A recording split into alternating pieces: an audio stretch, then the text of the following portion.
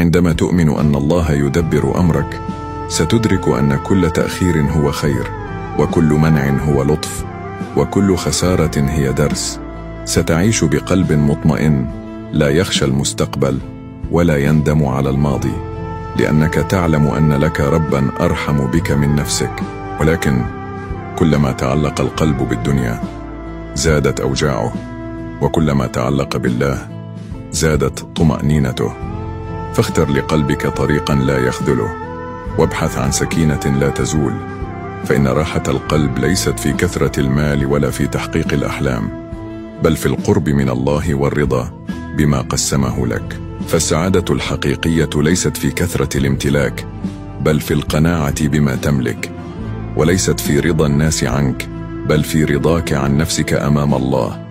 ابحث عنها في قلبك لا في جيبك، فهي تكمن في سجدة خاشعة وابتسامة صادقة وراحة ضمير لا يعكرها ذنب.